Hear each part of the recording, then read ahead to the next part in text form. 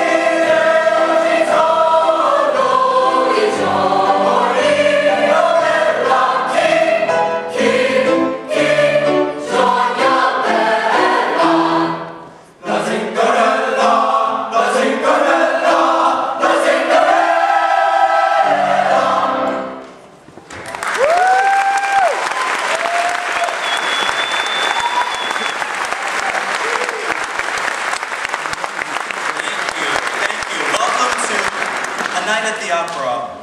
All the selections you're going to hear tonight are operatic. They're all from operas, which is very, very exciting. And opera really is the basis, to me, if you ask me, it's the basis for movies, because there's music going all the way through a movie. Just like you have an opera, it's the basis for musical theater. It's the basis for a lot of things that we love. One very important element that comes from opera that a lot of people don't know, and particularly from this composer, Verdi, who wrote the Anvil chorus, is that, are you noticing that the lights are on in the house right now? Verdi was the first one to turn them off. Yeah? To create the mood, yeah?